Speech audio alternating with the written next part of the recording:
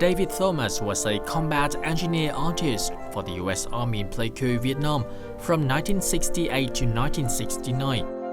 In 1987, he returned to Vietnam for the first time and subsequently founded what would become known as the Indo-China Arts Partnership, or IAP. IAP is now in its 30th year of operation, promoting arts and cultural exchange between the US and Vietnam. Alongside exhibitions, the program has sponsored more than 50 Vietnamese artists to the US and led more than 75 US artists, museum and foundation officials, university faculty and students to Vietnam. David has worked for IAP in the past years with no pay.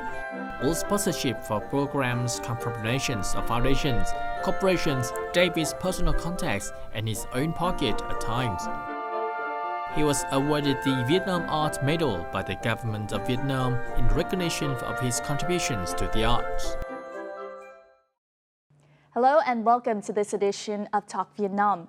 2017 marks the 30th year anniversary since the establishment of the Indo-China Arts Partnership, or IAP. And we're very lucky on our Talk Vietnam today to welcome the man behind this organization. He's the man who forged the initial link between Vietnamese and American artists. And his name is David Thomas, and he is an American veteran and artist. And he'll tell us more about his journey in the past 30 years of establishing IAP, as well as his growing connection with Vietnamese artists and with Vietnam. Hello, Mr. Thomas. Thank Hello. you very much for joining us. Oh, thank you for inviting me. Yes, congratulations on the 30th year anniversary of IAP. How does it feel?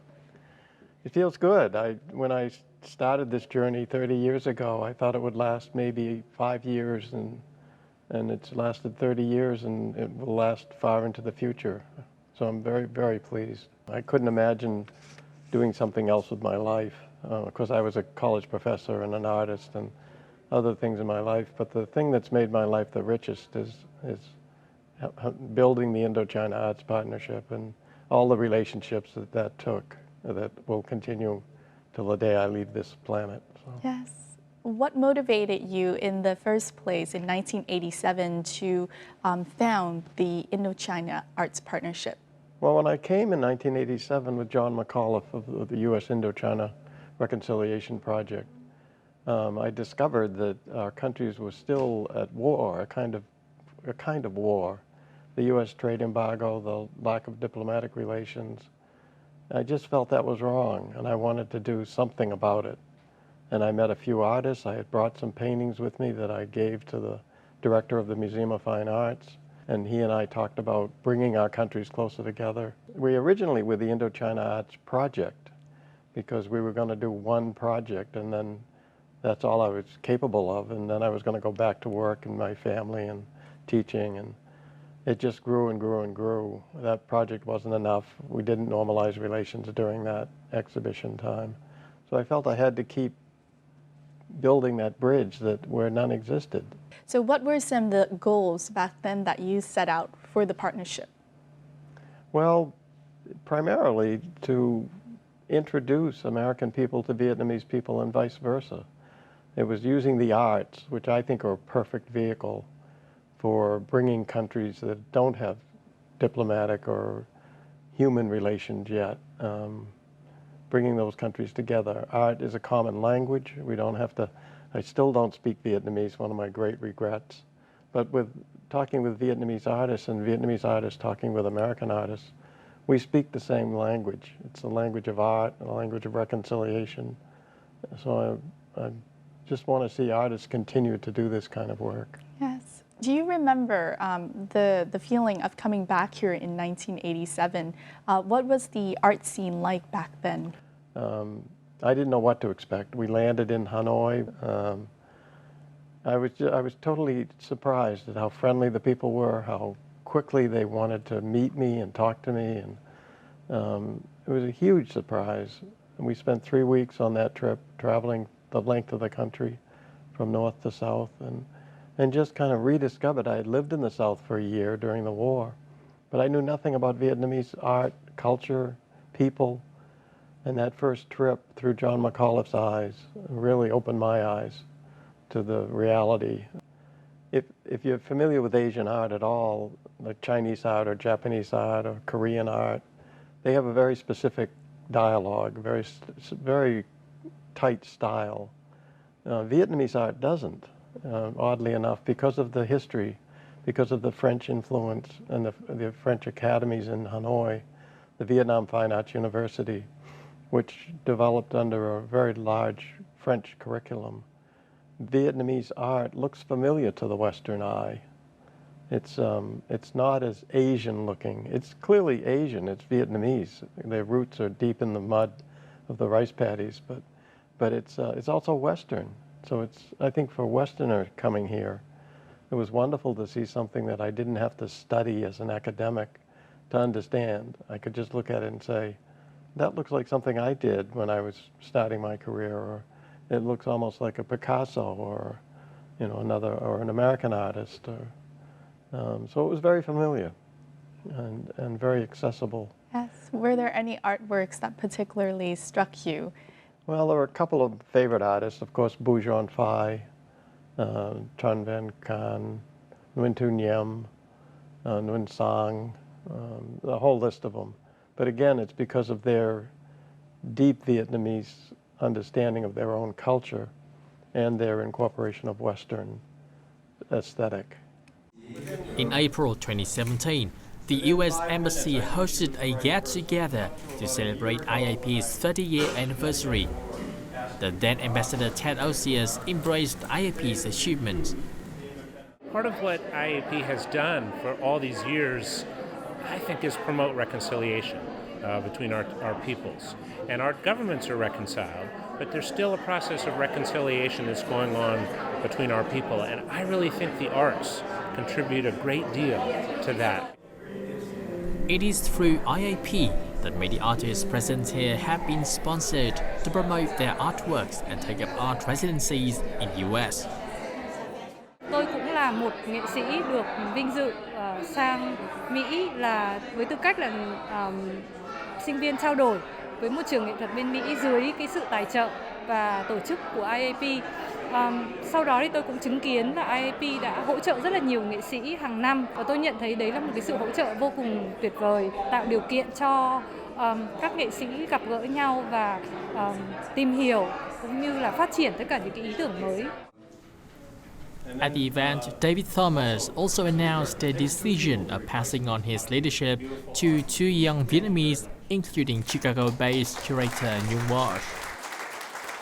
So in the future, we want to extend our program. Although we are very focused on Vietnamese artists and supporting them, we want to connect them with the artists in the Southeast Asia region. So hopefully we have a more active, dynamic interaction between artists in the region. Cái hoạt động trao đổi nó sẽ phát triển thành nhiều hình thức khác nhau. Nó không chỉ là nghệ sĩ sáng tạo, nó là những cái cộng hưởng của sáng tạo như là tri thức, là văn hóa, là học thuật.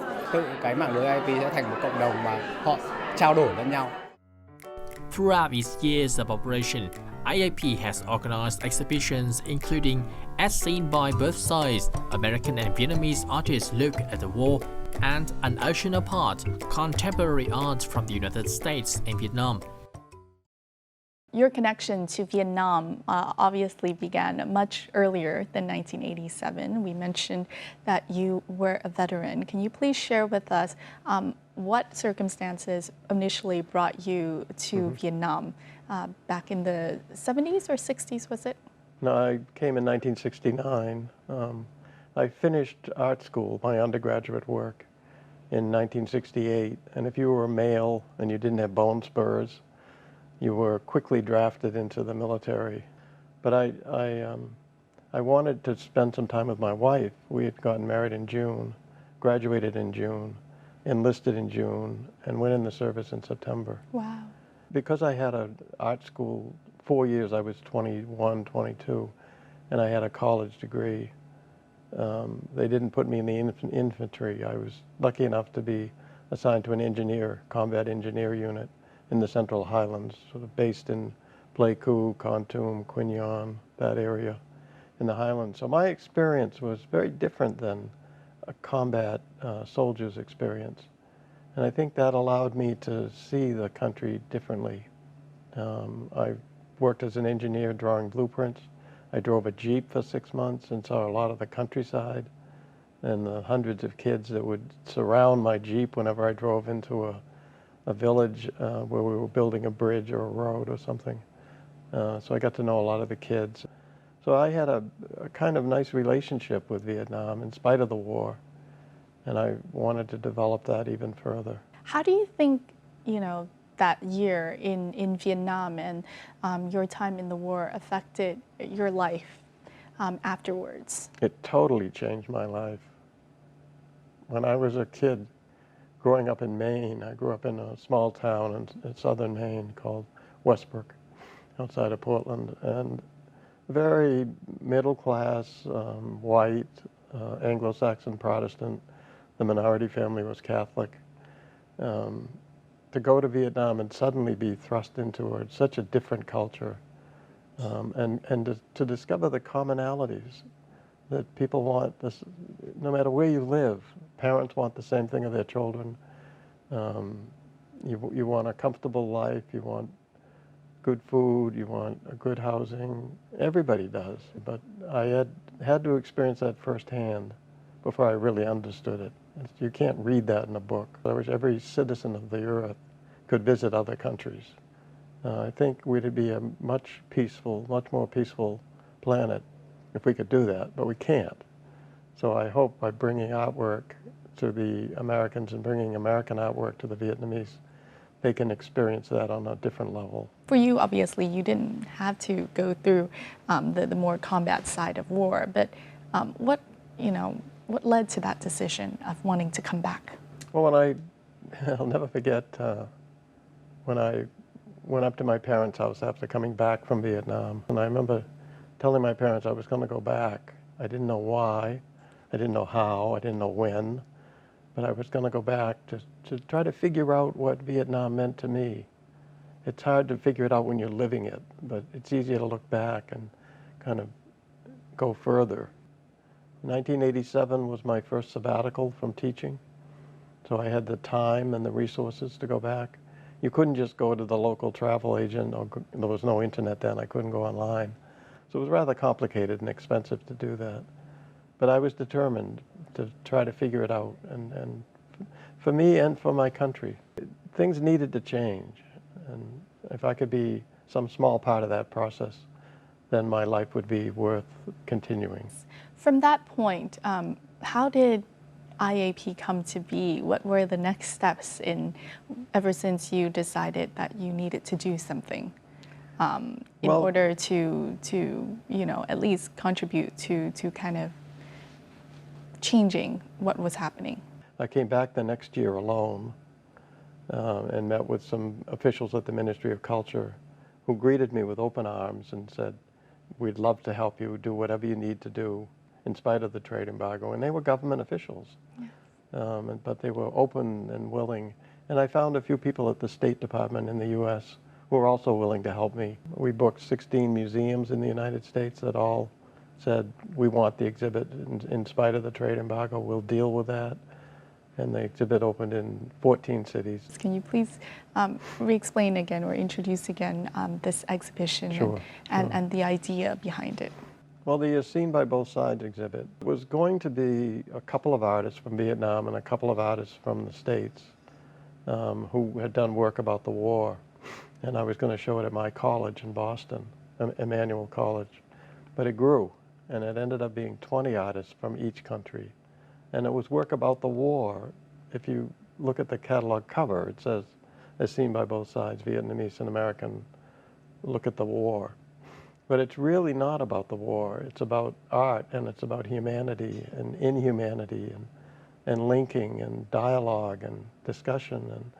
And it spurred all kinds of programming at each of the museums that were shown. It did its job. These are some of the paintings exhibited within As Seen by Both Sides. One of the 20 American artists was Richard Olson. His works are inspired by his years serving as a helicopter pilot from 1962 to 1963 in Bien Hoa during the Vietnam War. Through the works displayed in the exhibition, he was able to learn more about the Vietnamese people through their art. They have a very, very gentle feel for living, you know. They celebrate life, just eating food or whatever they're doing, having a sip of tea or anything. Even if it's a combat situation, there is a joy in just living. In 1993, through IAP, Richard traveled to Vietnam for the opening of the As Seen by Both Sides exhibition.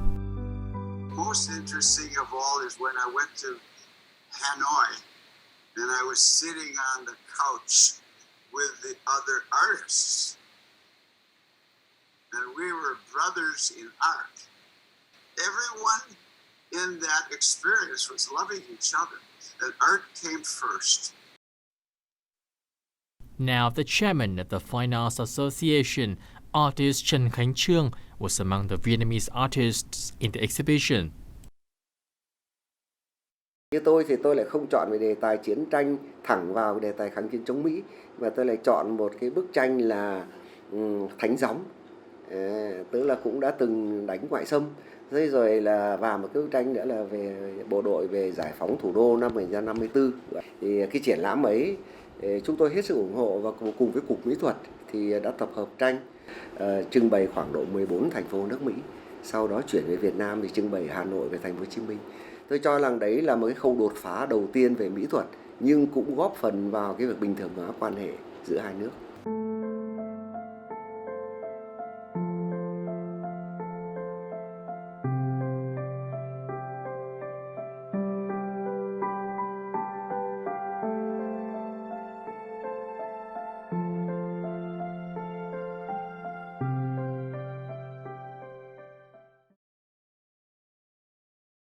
The process of being able to get artists from both sides to agree to join, how was that process, and what do you think fascinated the artists so much in participating in such an event?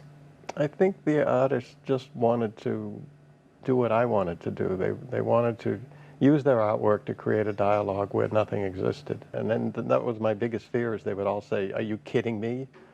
But to the very last person, they all said, yes, because we interviewed all 40 artists. In the States, we traveled around the U.S. and interviewed them there. And in Vietnam, we interviewed them at the Fine Arts Associations or the Ministry of Culture and photographed them. And then I took their work. They all gave me 2 pieces each, so there are 80 pieces in the show. And they gave this stranger from this country that had fought a devastating war before that, they gave them to me. To me, that was the biggest surprise. How were these exhibitions received by the local American people who probably knew little about Vietnam beyond the war? I went to all the openings, and people came up to me with tears in their eyes. Kind of brings a tear to my eye. Probably the most profound piece in the exhibition is a painting, a little gouache painting, black and white, of 2 men, one man sitting in a chair while he's getting a haircut by the other man. We all get haircuts. We never thought of the enemy as getting haircuts. We never thought of them as human beings. And I think for the people that went to the exhibit, veterans, non-veterans, anti-war people, it was their first exposure to the Vietnamese people as real people. A big part of the Indochina Arts Partnership is bringing Vietnamese artists to America and also American artists to Vietnam. Let's talk about the first part first. What was it like organizing the first kind of trip to bring Vietnamese artists to America? The first artist we brought was in 1994, Dong Xuan Hoa. Hoa and I went to New York, and we went to the Metropolitan Museum, among other museums, the Guggenheim and the Whitney and the City of Great Museums. And I'll never forget watching him stand in front of a huge Jackson Pollock painting. and just in awe. You know, he'd never seen anything like that. And that kind of experience, to experience something like that was important for me too. I just felt like I get to see this experience for just a little work of getting him a visa, and he stayed at our house for several months. What were some of the activities that the Vietnamese artists, would do when they got to the States? The artists all gave workshops at the college where I taught. They met with other artists. We did some prints with the artists. Increasingly, we've done more and more prints, sort of publishing with them. Now the artists spend a lot of time traveling and going to museums and talking with other artists, doing workshops, because now the language skills are better, the travel is easier. Yes. We have a network of friends that put them up at their houses. We almost use no hotels. I think that experience, it not only to save money, but it's more important that they get to experience American life, because it's different when you read about it or see pictures.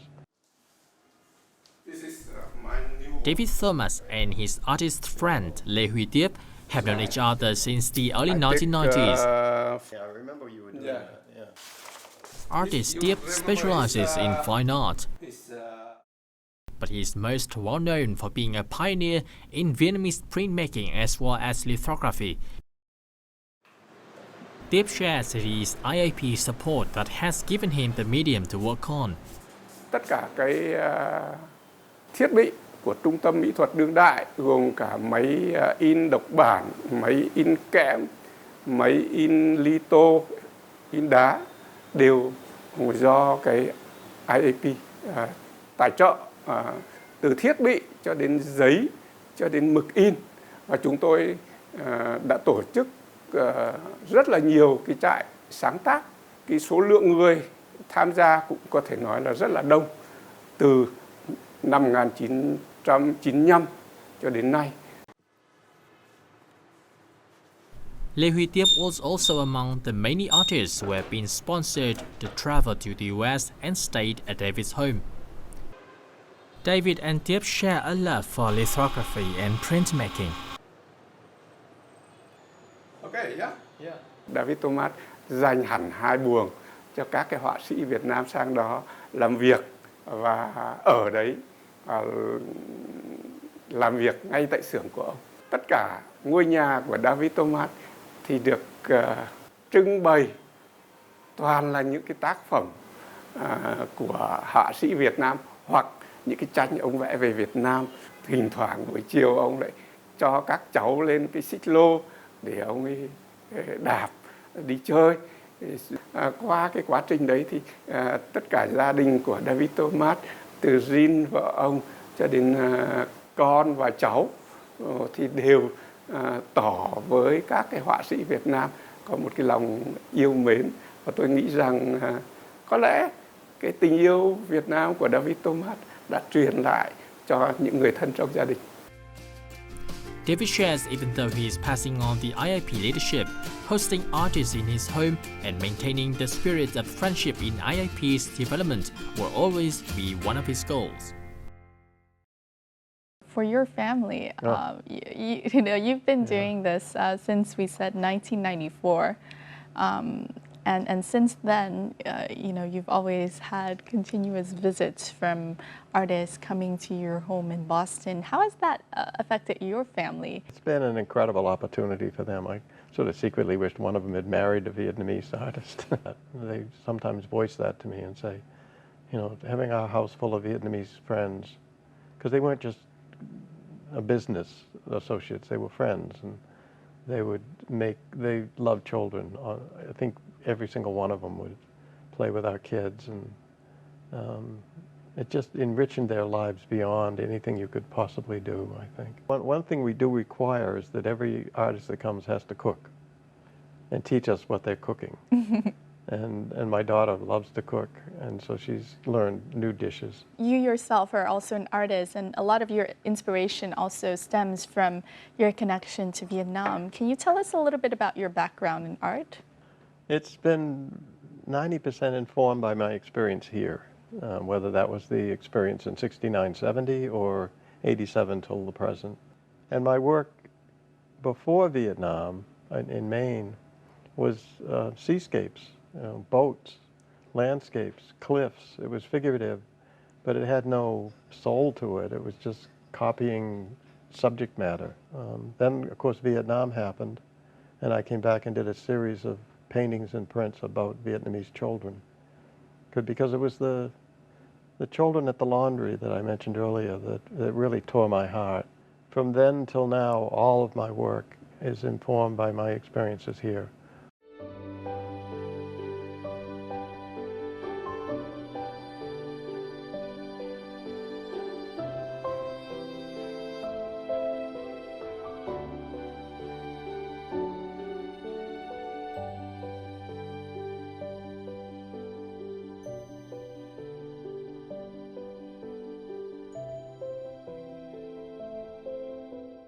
David Thomas has brought the book, the artist book that he has made in terms of sharing the story about Agent Orange, but more about the Vietnamese people's story. Yeah. Is that right? Yeah, it's Can you please share with us this Sure. book? It seems like a canister, yes?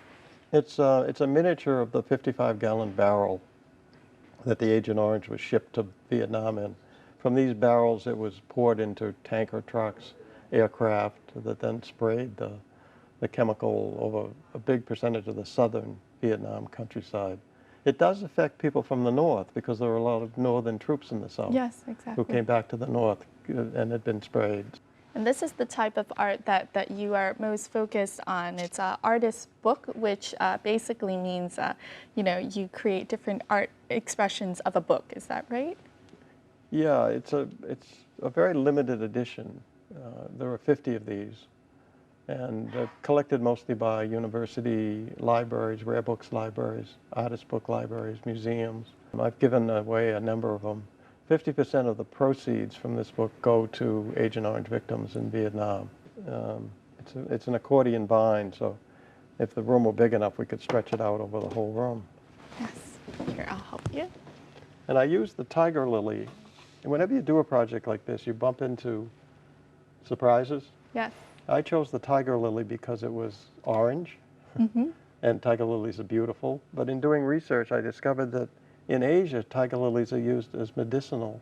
Ah. They have medicinal properties that they Yes. can be used for. But if you don't process them properly, they can be poisonous. Oh. So it became the perfect metaphor for Agent Exactly. Orange. So there's this So this dies. image of the tiger lily from the beginning of the book until the end, when it's kind of in its most beautiful state, and then eventually it starts to wither away. Until the end of the book here, where it's completely dead, which is what Agent Orange did. Yes. What were some of kind of the prominent messages you wanted to share within this book? To me, the most important message for this book is to understand not the American experience. It's always been my soapbox to try to get Americans to understand and see the Vietnamese experience. For every American that was here for a year, there were millions and millions and millions of Vietnamese who've been living in it for 50 years, since it was sprayed in the 60s. So I feel like I'm a messenger for the Vietnamese experience, as much as I can, as an artist.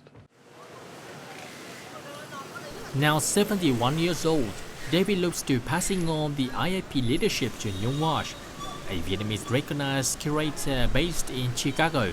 Nhung holds master's degrees in international studies, history and art administration. The past year has seen David passing more and more leadership roles to Nhung. Bác ấy có cái cách nhìn nhận về những cái gì thì là cần thiết để mà hỗ trợ cho cái sự phát triển của sự nghiệp của nghệ sĩ. Thì mình hoàn toàn là may mắn là được bác ấy cũng hỗ trợ và truyền lại rất là nhiều những cái kinh nghiệm cá nhân khi mà làm việc cùng với nghệ sĩ như thế nào, và giúp đỡ là nhìn nhận cái đường hướng phát triển của IAP trong tương lai ra sao.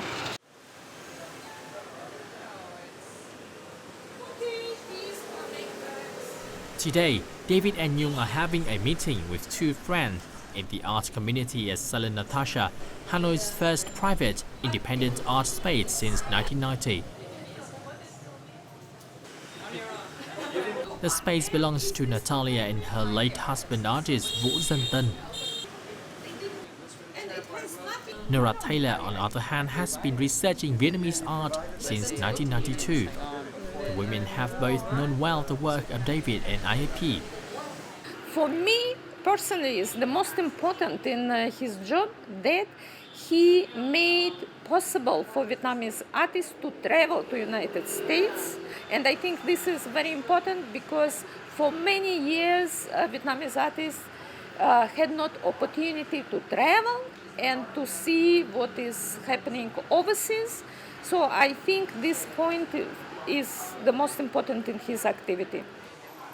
I think by giving the opportunity to a handful of artists to either travel or exhibit outside of Vietnam, he boosted their own sense of confidence and also gave them exposure that then they put back into their art and then they taught others, and it just kind of helps create the ecology of art. So it's a big contribution in a way. It is in meetings like this that Nhung helps to develop ideas in creating more opportunities for artists. Ví dụ như là kết nối nghệ sĩ với các hiệp hội nghệ thuật trên thế giới, các bảo tàng trên thế giới, đưa nghệ sĩ đi lưu trú và trao đổi cùng với cả các curator trên thế giới chẳng hạn. Nên là IAP sẽ cố gắng để làm được những cái việc đó. You know, for the young artists out there, in this continued journey of introducing Vietnamese artwork to whether it be the American audiences or the international audiences, what would be some of your advice to younger artists kind of in this environment of new challenges? You have to be very, very careful of balancing the commercial side of art, which is not intuitive for artists, with the making of art. I think I'm pretty sure the Vietnamese artists will do that successfully because they know who they are. Vietnamese culture is so old and rich and deep and they respect that. They're taught that at the university. They're taught that in high school. And I think they will stay true to themselves. The ones that you'll read about in 50 years or 100 years are the ones that stay true to their voice and don't sell out to the commercial world, and just know what you're doing and do it with conviction and honesty, and you'll succeed. Have you found that, you know, the characteristics of Vietnamese arts have changed over the years? Is there something innate to Vietnamese art? It certainly has. Both the materials that it's now, there's video and digital and virtual and pop-up exhibits, and there's all that stuff. I don't think the soul has changed. I think the best Vietnamese artists are still trying to capture something about their being Vietnamese, and I think they do it quite well. That's not everybody, but that's a group of artists that will be remembered for what they've done. These are some of the artworks of veteran artist Lê Lam in Lê Lam's Sketches from the South. IAP compiled and printed initial copies of the book, introducing it to the public in an event in late March 2017. Few know that it was the chance encounter and budding friendship between Lê Lam and David Thomas over a year ago that led to this compilation.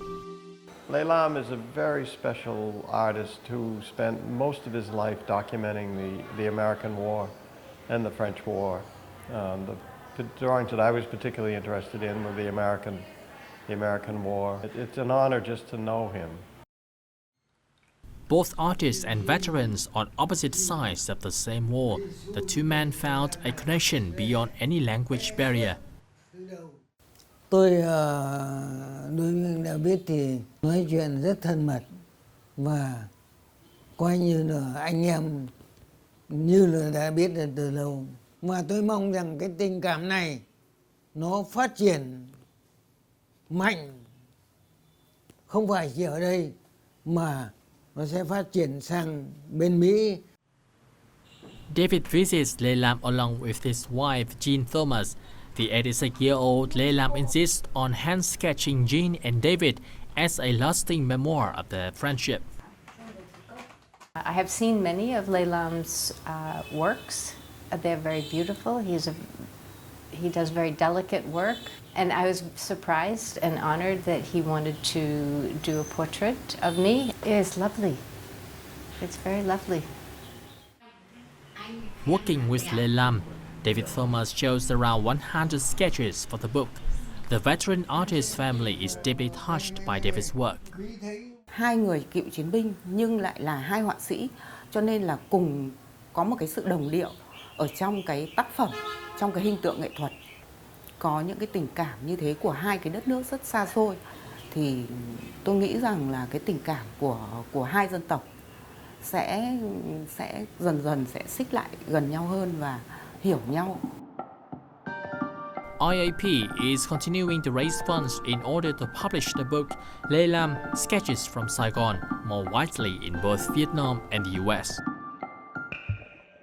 One of the initial goals of IAP has always been to create a bridge between Vietnam and the United States. Do you think IAP in some way, or how have you thought IAP in some way contributed to this process of reconciliation process? Everything we've done in some way teaches Americans about Vietnamese, not about government, not about politics, not about military or economics. You know, we have very good relations now, but that doesn't mean that we don't need to go to each other's homes and have tea together. Yes. I mean, that act alone is so important. We need to keep doing that, not just as artists, as plumbers, as electricians, as carpenters, as whatever we do for a living is irrelevant. What we do as people with each other is what's relevant. And in some small way, I think the IAP has done that. It's certainly what I've been focusing on. Yes. And using art as... And art is a great medium. As a tool, yeah. Exactly.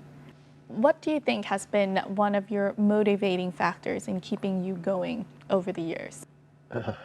Because I saw a need. And the need has evolved, but there's still a need on both countries. I think it's a combination of that and friendships. I want to come back and have dinner with Tiep. Part of it's very selfish, but I think it's also important at the same time that more people do it. That's why we brought groups here and took groups to, we haven't taken a group from Vietnam, but individual artists to the States to spread that message. Yes. What are your hopes for the future of the Vietnamese art scene? I hope that Vietnamese artists will, I've said this before and I'll say it again, I hope they'll stay true to their roots as they've entered the international arena of art. I hope collectors and corporations in Vietnam will step up to the plate and do their social responsibility and help artists get their message out. Yes. Well, thank you very much, Mr. Thomas. You're welcome. For sharing your story, your incredible journey of accompanying the art scene, of becoming this bridge, of linking our two nations. And we hope that IAP will continue to see many more success and that you will continue to come back to Vietnam because, as you said, IAP will not be the same without you. I'll be coming back. Don't worry. You'll see me again. Yes. Thank you very much Thank you. for joining Thank you. our show.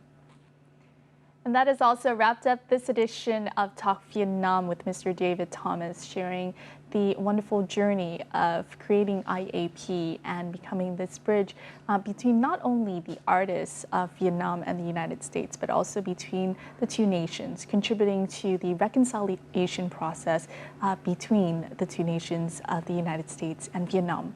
Thank you very much for joining us, and we'll see you more next time here on Talk Vietnam. Goodbye for now.